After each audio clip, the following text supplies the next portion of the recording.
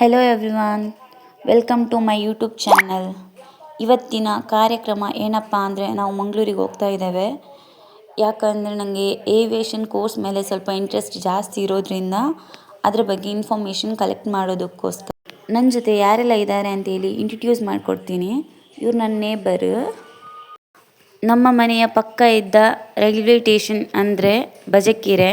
So ನಾವು ಅಲ್ಲಿಂದ ಟ್ರೈನಲ್ಲಿ ಹೊರಟ್ವಿ. ನಮ್ಮ ದಿಶಾನ ಕೋಡಿಮಲದಲ್ಲಿ ನಿದ್ದೆ ಮಾಡಿದವ ನಮ್ಮ ಪುತ್ತೂರಿಗೆ ಮುಟ್ಟುವಾಗ ಎದ್ದ ನಂತರ ನನಗೆ ಒಂದು ವಿಡಿಯೋ ಮಾಡಲಿಕ್ಕೆ ಬಿಡ್ತಿರ್ಲಿಲ್ಲ. ಆದರೂ ನಾನು ಪುತ್ತೂರಿಂದ ಮಂಗಳೂರಿಗೆ ಹೋಗೋ ದಾರಿಯಲ್ಲಿ ನಮ್ಮ ಪರಿಸರ ಹೇಗಿದೆ ಅಂತ ಒಂದು ವಿಡಿಯೋ ಹಾಕಿದ್ದೇನೆ ನೋಡಿ. 3 ಗಂಟೆ ಜರ್ನಿ ಮಾಡಿ ಮಂಗಳೂರಿಗೆ ಏನೋ ತಲುಪಿದ್ವಿ, ಆದರೆ ಇಲ್ಲಿ ಫುಲ್ಲು ಮಳೆ. ನಾನು ಹೇಳಿದೆ ನಡ್ಕೊಂಡೇ ಹೋಗುವ, ನೆಕ್ಸ್ಟ್ ನನಗೆ ಕ್ಲಾಸಿಗೆ ಬರುವಾಗ ಇಲ್ಲಿಂದ ನಡ್ಕೊಂಡೇ ಹೋಗಬೇಕಲ್ಲ, ದಾರಿ ಗೊತ್ತಾಗ್ತದೆ ಅಂತ ಹೇಳಿದೆ. ಆದರೆ ಆ ಮಳೆಯಲ್ಲಿ ನಡಿಲಿಕ್ಕೇ ಆಗ್ತಿರ್ಲಿಲ್ಲ. ಮತ್ತು ಅರ್ಧದಿಂದ ಆಟೋ ಹಿಡಿದ್ವಿ. ಆಟೋದವರೇನೋ ಕರ್ಕೊಂಬಂದು ಶ್ಯಾಮ್ ಇನ್ಸ್ಟಿಟ್ಯೂಷನ್ ಅಪೋಸಿಟ್ ಸೈಡ್ ನಿಲ್ಲಿಸಿದ್ರು ಗಾಡಿ. ಅಲ್ಲಿಂದ ನಾವು ಬೆಳಗ್ಗೆ ಏನು ಟಿಫನ್ ಮಾಡಿಲ್ಲ ಅಂತೇಳಿ ಒಂದು ಹೋಟ್ಲಿಗೆ ಹೋದ್ವಿ. ಆ ಹೋಟ್ಲು ಹೆಸರು ಬಂದುಬಿಟ್ಟು ಕೈರಳಿ. ಅಲ್ಲಿಗೆ ಹೋಗಿ ನಮ್ಮ ದಿಶಾನ ಮಸಾಲೆ ದೋಸೆ ಆರ್ಡ್ರ್ ಮಾಡಿದ. ಆದರೆ ನಾವು ಮೂವರು ಕೈರಳಿ ಹೋಟೆಲ್ನ ಸ್ಪೆಷಲನ್ನು ಆರ್ಡ್ರ್ ಮಾಡಿದ್ವಿ. ಅಲ್ಲಿ ಆರ್ಡ್ರ್ ಮಾಡಿ ತಿಂದು ಮತ್ತೆ ನಾವು ಶ್ಯಾಮ್ ಇನ್ಸ್ಟಿಟ್ಯೂಷನ್ಗೆ ಹೋದ್ವಿ. ಅಲ್ಲಿ ಹೋಗಿ ನಾನು ತಲುಪುವಷ್ಟರಲ್ಲಿ ನನ್ನ ಫ್ರೆಂಡ್ ಕೂಡ ಬಂದಿದ್ಲು. ಅವಳ ಹೆಸರು ಕಾದಂಬರಿ ಅಂತ. ಮತ್ತೆ ನಾವೆಲ್ಲರೂ ಶ್ಯಾಮ್ ಇನ್ಸ್ಟಿಟ್ಯೂಷನ್ ಒಳಗಡೆ ಹೋದ್ವಿ. ಹೋದ ಫಸ್ಟಿಗೆ ನಮಗೆ ಜ್ಯೂಸ್ ತಂದು ಕೊಟ್ಟರು. ಮರ್ರೆ ನಮಗೆ ಶಾಕ್.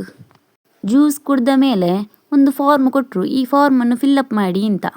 ಫಿಲ್ಲಪ್ ಮಾಡಿದ ನಂತರ ನನ್ನ ಹೈಟ್ ವೆಯ್ಟ್ ಎಲ್ಲ ಚೆಕ್ ಮಾಡಿ ಮತ್ತೆ ನಮ್ಮನ್ನೊಂದು ಕ್ಯಾಬಿನಿಗೆ ಕರ್ಕೊಂಡು ಹೋದರು. ಅದರ ಇನ್ಫಾರ್ಮೇಷನ್ ಎಲ್ಲ ಕೊಡ್ತೇವೆ ಅಂತ. ಸೊ ಕರ್ಕೊಂಡೋಗಿ ತುಂಬ ಚೆಂದ ಎಕ್ಸ್ಪ್ಲೈನ್ ಮಾಡಿದರು. ಸೊ ನನಗೆ ಇದ್ದ ಇಂಟ್ರೆಸ್ಟ್ ಇನ್ನೂ ಜಾಸ್ತಿ ಆಯಿತು. ಮತ್ತು ಯಾವಾಗ ಅಡ್ಮಿಷನ್ ಕ್ಲೋಸ್ ಆಗೋದು ಅಂತ ಎಲ್ಲ ಕೇಳಿ ಮತ್ತೆ ನಾವು ಅಲ್ಲಿಂದ ಹೊರಡಬೇಕು ಅಂತಿದ್ವಿ. ಅಷ್ಟರಲ್ಲಿ ಒಬ್ಬರು ಮೇಡಮ್ ಬಂದು ಹೇಳಿದರು ನಮ್ಮ ಕ್ಯಾಂಪಸ್ ತೋರಿಸ್ತೇವೆ ಅಂತ.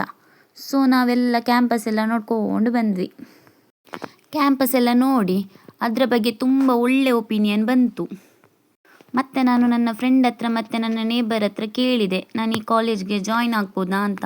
ಅವರೇನೋ ಜಾಯ್ನ್ ಆಗು ಅಂತ ಹೇಳಿದರು, ಆದರೆ ನಮ್ಮ ಅಮ್ಮ ಎಂತ ಹೇಳ್ತಾರೆ ಅಂತ ಗೊತ್ತಿಲ್ಲ. ಅಲ್ಲಿಂದ ನಾನು ಹೇಳಿದೆ ನಮ್ಮ ಐಡಿಯಲ್ಗೆ ಹೋಗುವ ಅಂತ. ಸೊ ನಾವು ಅಲ್ಲಿಂದ ಡೈರೆಕ್ಟ್ ಸ್ಟೇಟ್ ಬ್ಯಾಂಕ್ಗೆ ಬಂದು ನಮ್ಮ ಫಾರಮ್ ಮಾಲ್ ಉಂಟಲ್ಲ ಅಲ್ಲಿರುವಂಥ ಐಡಿಯಲಿಗೆ ಬಂದ್ವಿ. ಅಲ್ಲಿ ನಾವು ಐಸ್ ಕ್ರೀಮ್ ತಿಂದ್ವಿ. ಅದರಲ್ಲೂ ಮ್ಯಾಡನ್ ಚಾಕ್ಲೇಟ್ ಅಂತೂ ನನ್ನ ತುಂಬ ತುಂಬ ಫೇವ್ರೇಟ್. ಮತ್ತು ನೀವು ಯಾರಾದರೂ ಫಾರಮ್ ಮಾಲ್ಗೆ ಬಂದರೆ ನಮ್ಮ ಐಡಿಯಲಿಗೆ ಬಂದು ಒಂದು ಐಸ್ ಕ್ರೀಮ್ ಟ್ರೈ ಮಾಡಿ, ಹೇಗುಂಟು ಅಂತ ಒಂದು ಕಮೆಂಟಲ್ಲಿ ತಿಳಿಸಿ. ನಮ್ಮ ಐಡಿಯಲಲ್ಲಿ ಒಂದು ಸತಿ ಬಂದು ಐಸ್ ಕ್ರೀಮ್ ತಿಂದು ಹೋದವರು ಮತ್ತೆ ಮತ್ತೆ ಬರ್ತಾನೆ ಇರ್ತಾರೆ. ಐಡಿಯಲ್ ಅಂದರೆ ಬರೀ ಐಸ್ ಕ್ರೀಮ್ ಅಲ್ಲ, ಅಲ್ಲಿ ಫುಡ್ಡು ಕೂಡ ಉಂಟು. ನೀವು ಒಂದು ಸತಿ ಟ್ರೈ ಮಾಡಿ ಮತ್ತೆ ನೀವು ಅಲ್ಲಿಗೆ ಹೋಗ್ತಾನೆ ಇರ್ತೀರ. ಐಸ್ ಕ್ರೀಮ್ ತಿಂದು ನಮ್ಮ ಪ್ರಯಾಣ ಹೊರಟದ್ದು ರೈಲ್ವೆ ಸ್ಟೇಷನ್. ಇಲ್ಲಿ ಟಿಕೆಟ್ ಮಾಡಿ ನಾವು ಹೋಗುವಂಥ ಟ್ರೈನನ್ನು ಹುಡುಕಿ ಅಲ್ಲಿ ಹೋಗಿ ಕೂತ್ವಿ. ನಾನು ಅಂದ್ಕೊಂಡದ್ದು ಮಾರೆ ಹೋಗುವಾಗ ಚೆಂದ ನಿದ್ದೆ ಮಾಡಬೇಕು ಅಂತ. ಆದರೆ ನಮ್ಮ ದಿಶಾನಿದನಲ್ಲ, ಅವ ಉಪದ್ರ ಕೊಡೋದಲ್ಲಿ ಅಲ್ಲಿ ನಿದ್ದೆ ಮಾಡೋದಲ್ಲ, ಕೂರ್ಲಿಕ್ಕೂ ಆಗ್ತಿರ್ಲಿಲ್ಲ.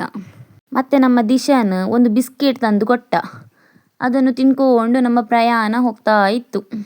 ಅಣ್ಣ ಹೇಳಿದರು 4:15 ಆಗುವಾಗ ನಾವು ನಮ್ಮ ಊರು ತಲುಪಿರ್ತೇವೆ ಅಂತ. ನೋಡಿದರೆ 5 ಗಂಟೆ ಆಗುವಾಗ ನಾವು ನೆಟ್ಟಣದ ಸ್ಟೇಷನಲ್ಲಿ ಇದ್ದೇವೆ.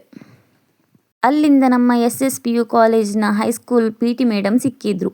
ಅವರ ಕಾರಲ್ಲಿ ನಾವು ನಮ್ಮ ಊರಿನ ಮರ್ದಾಳಕ್ಕೆ ಬಂದ್ವಿ. ಅಲ್ಲಿಂದ ಒಂದು ಆಟೋ ಮಾಡಿ ಅಲ್ಲಿಂದ ನಾವು ನಮ್ಮ ಮನೆಯ ಕಡೆ ಪ್ರಯಾಣ ಹೊರಟ್ವಿ. ಅರ್ಧ ತನಕ ಏನೋ ಆಟೋ ಇತ್ತು, ಮತ್ತು ನಾವು ಸ್ವಲ್ಪ ನಡಿಬೇಕಿತ್ತು. ಅವರ ಮನೆಯೋ ಅಲ್ಲೇ ಹತ್ತಿರ ಇತ್ತು. ಸೊ ಅವರು ಅಲ್ಲಿಂದ ಅಲ್ಲಿಗೆ ಹೋದರು. ಆದರೆ ನನಗೆ ಸ್ವಲ್ಪ ದೂರ ಬರಲಿಕ್ಕಿತ್ತು, ಹಾಗಾಗಿ ನಾನು ಇತ್ತ ಬಂದೆ. ನೋಡಿ, ಇದೇ ನಮ್ಮ ಕೊರಿಯರ್ ಗೇಟ್. ಮೊದಲು ಇಲ್ಲೆಲ್ಲ ಜನ ಹೋಗ್ತಿದ್ರು, ಈಗ ಇಲ್ಲಿ ಫುಲ್ ಬಂದ್ ಮಾಡಿದ್ದಾರೆ. ಈಗೆಲ್ಲ ಜನಗಳು ಅಲ್ಲಿಂದಲೇ ಹೋಗಬೇಕು. ನೋಡಿ, ಆ ಬ್ರಿಡ್ಜಿನಿಂದ ಎಲ್ಲರೂ ಹೋಗೋದು. ನಮ್ಮ ಮನೆಗೆ ಹೋಗುವ ರೂಟ್ ಇತ್ತ. ಸೊ ನಾನು ಈ ರೂಟಿನಿಂದಾಗಿ ಬಂದೆ. ಹಾಗೋ ಹೀಗೋ ಬಂದು 6 ಗಂಟೆ ಆಗುವ ಮನೆ ತಲುಪಿದೆ. ಇವತ್ತಿನ ದಿನ ಅಂತೂ ಹೀಗೆ ಕಳೆದೆ. ಆದರೂ ತುಂಬ ಖುಷಿಯಲ್ಲಿ ಮನೆಗೆ ಬಂದೆ. ಇನ್ನು ನಾವು ಮುಂದಿನ ವಿಡಿಯೋದಲ್ಲಿ ಸಿಗೋಣ. ಲೈಕ್ ಮಾಡಿ, ಶೇರ್ ಮಾಡಿ, ಸಬ್ಸ್ಕ್ರೈಬ್ ಮಾಡಿ.